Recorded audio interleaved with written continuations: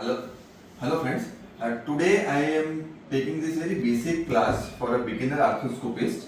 How you need to start your practice and what are the equipments and what are the basic instruments that you should have to start your journey or career in arthroscopy. So arthroscopy is basically a very highly instrument dependent branch as compared to any other branch, because everything you will do will be depending on the instruments that you have, and you should have a good understanding of equipment and instrumentation using those things. So basic things, if you see, one is the basic trolley. So that trolley consists of camera and the light source.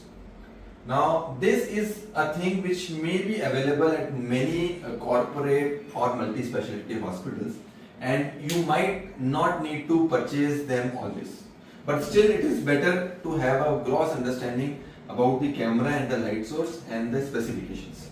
So camera, basically you can have a camera which is sort of a low fashion single chip cameras. The more advanced version are the triple chip cameras. Then you have the HD version, and then recent advances are 4K and 7K versions. For the arthroscopy per se, you don't need anything which is very lavish, but I would suggest something of a triple chip to HD will be a good sort of camera if you want to have it with you, and that will give you a good resolution and good images for arthroscopy point of view. It is more specific important if you are doing more shoulders, but because if you are doing more shoulder, you will be needing a better camera vision.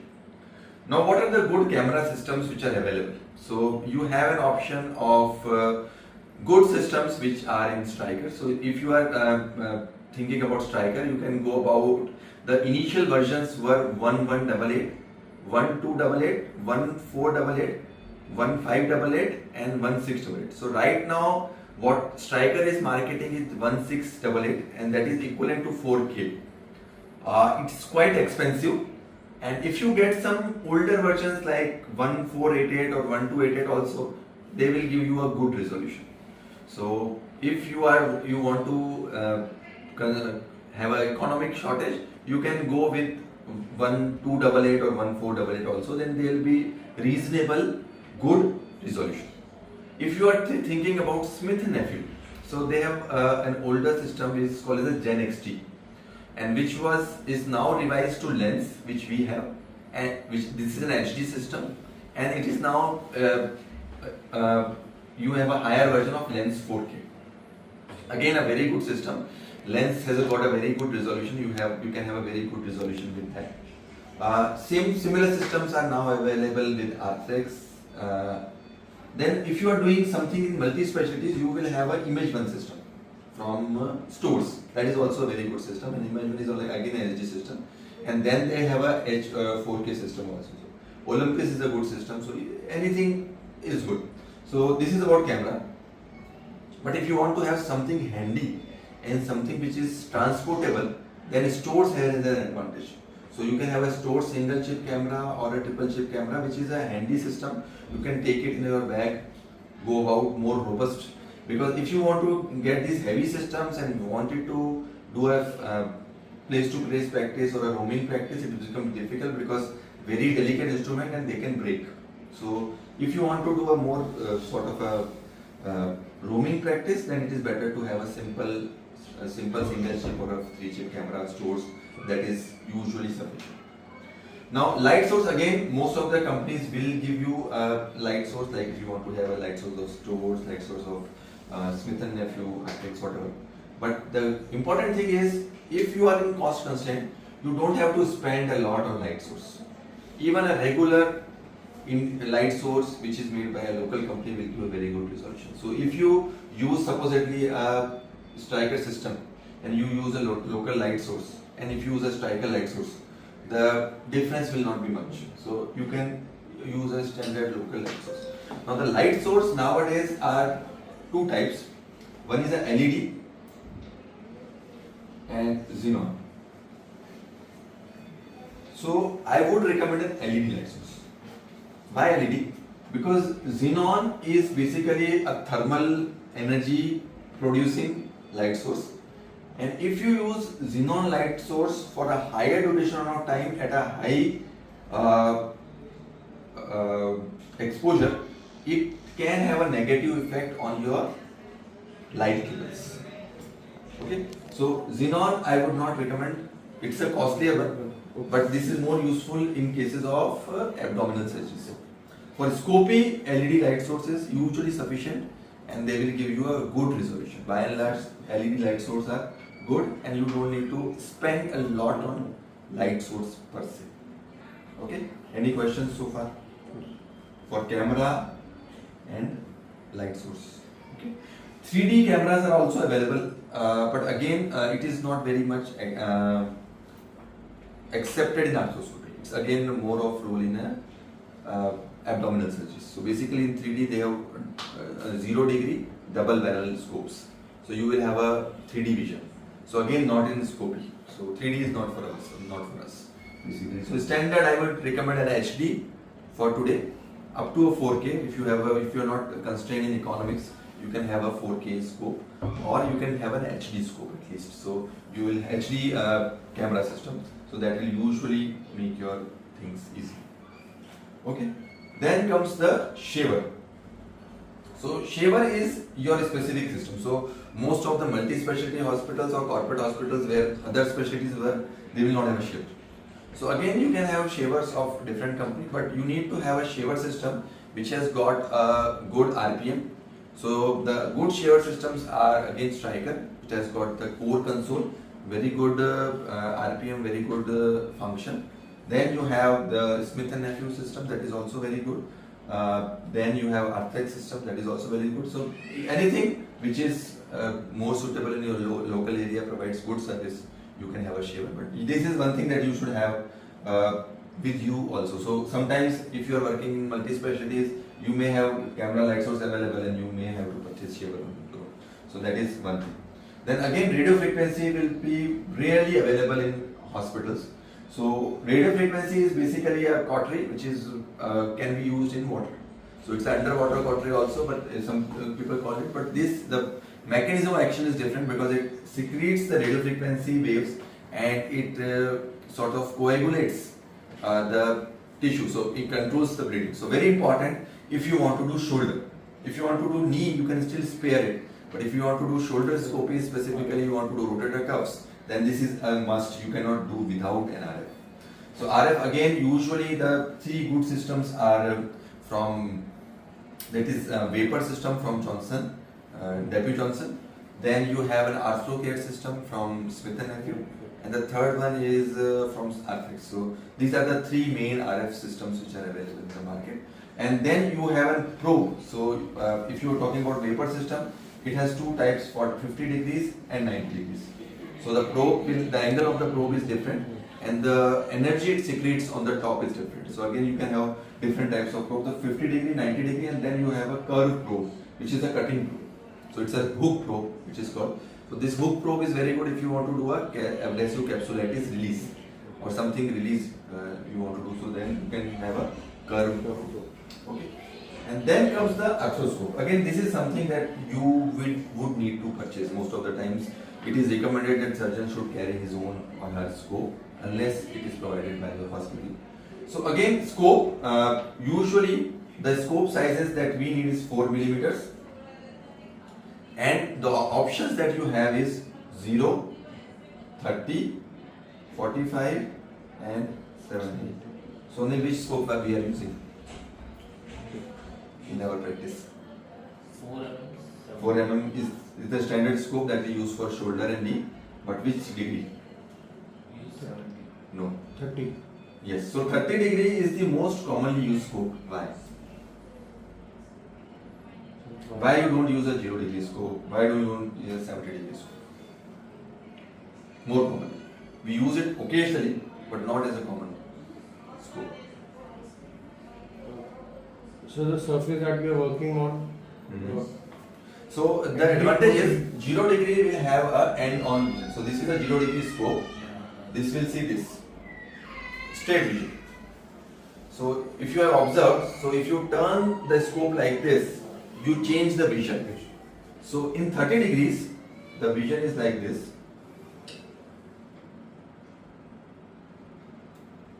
Okay, so you will have, जैसे इसमें this vision is like this vision is like this.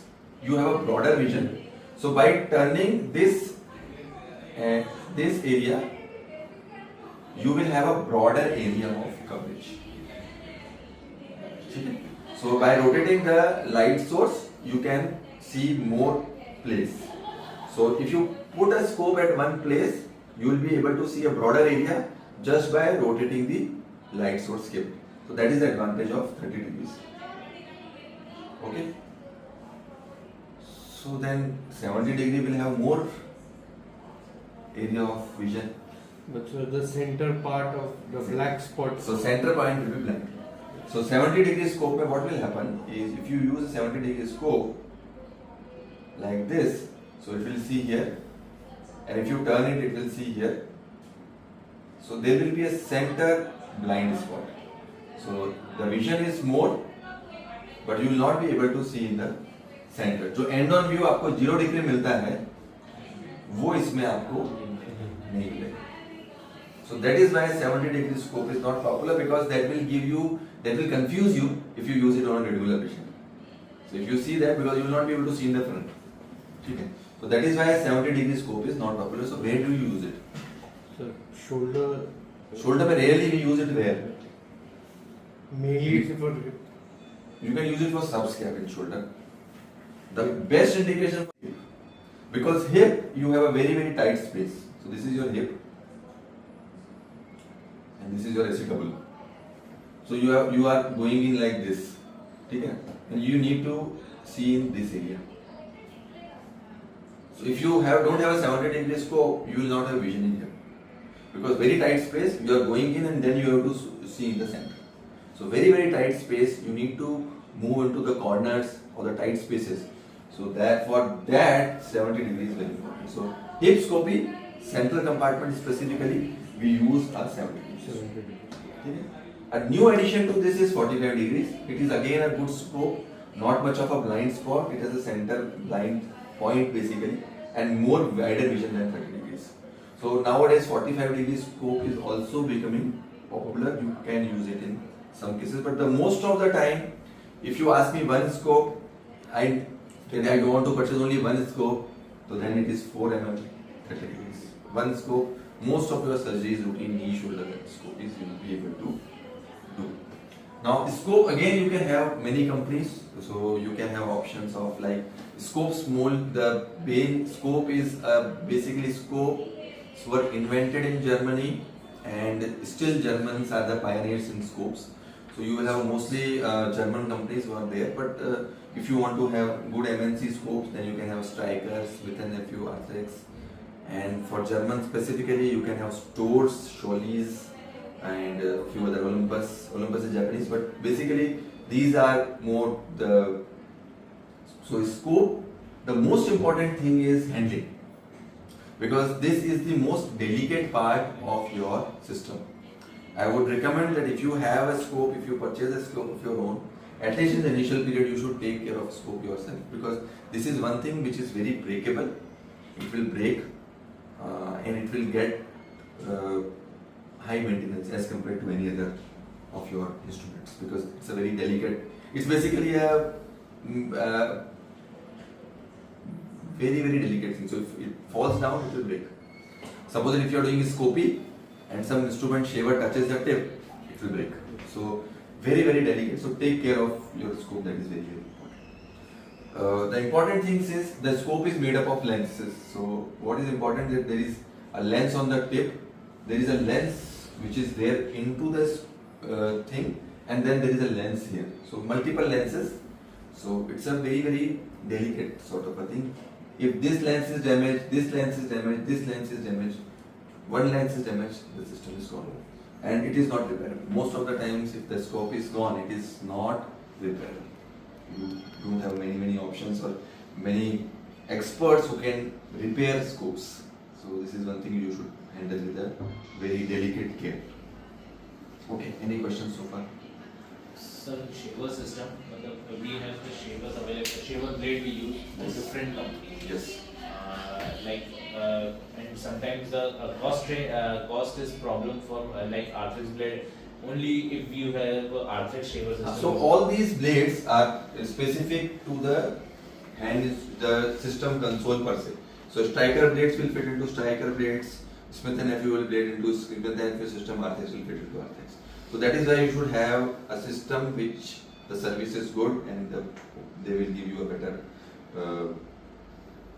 service basically. So more a rep which is more happy to serve you. So that is important. So they are specific. As far as specification is concerned, we normally recommended a 4.5 millimeter shaver blade, the diameter. For small joints, we use 2.5 and 3.5 mm blades. So if you are using a arthroscopy, if you are doing an ankle, you may use a 2.5, 3.5 spokes. So otherwise, most of the times we are using 4.5 mm shaver blades. If you are doing a hip scope, you can have a curved shaver blade. So you have a curved shaver blade option because you have to go in like this. So for hip, we use a curved shaver blade option. And then in visor burr or a conical burr or a spherical burr. So different types of burrs are available. So shaver connections where you have the burr also. Okay? Clear so far? Okay. Then comes the important part of the hand instruments. What are the hand instruments and what are the basic hand instruments that you should have? Hand instruments are basically the instruments which are like punches or graspers or holders, retrievers, which you want. So basic hand instruments that you must have is, one is a grasper, that you should have one grasper you should have in your set, and then meniscus punches. So nowadays we are doing very less of meniscectomies. So I think if you have only one punch with you, a curved up biter, that is usually sufficient, small size, that is usually sufficient. We are not recommending meniscectomies nowadays. So you don't want to have a large number of meniscus punches. A single punch, curved up biter is usually sufficient. Okay. Then you should have instruments which are specific for your repairs. Like you should have a retriever, you should have a knot pusher, helpful in both knee surgeries and shoulder surgeries. So these are the other hand instruments that you have. Again, they are coming in with very different sort of companies.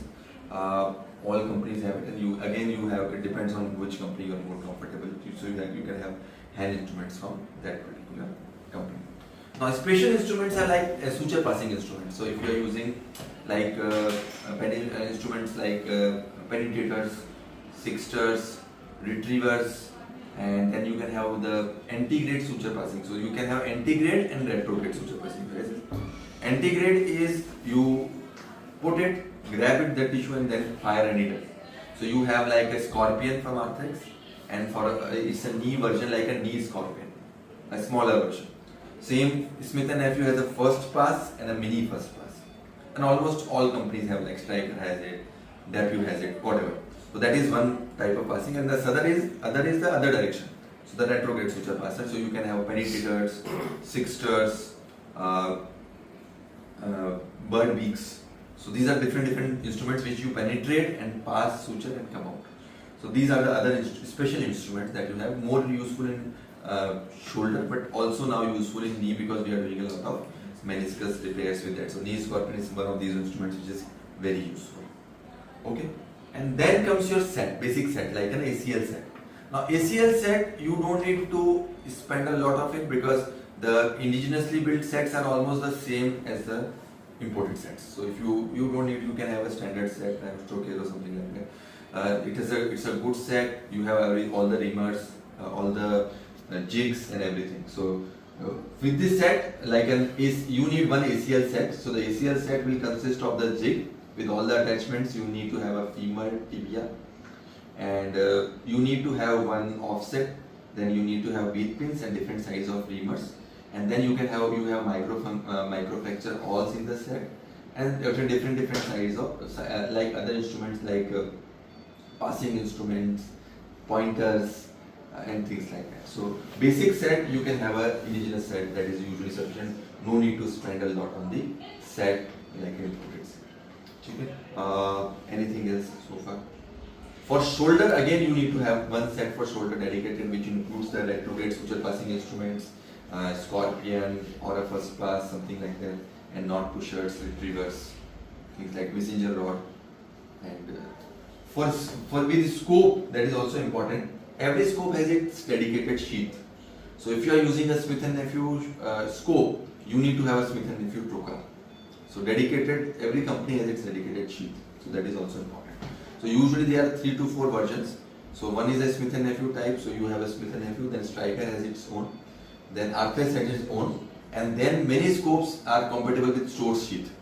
So then Storz, Schollys, I think they are almost same with the sheath, that Storz sheath. So that is the sheath part. And then the special instrument, sometimes you are using some specific anchor, then the set comes with that. So that anchor specific drill bits or anchor specific the company one will supply, whatever anchor you are using, you will be getting that particular drill bits or jigs. That's it.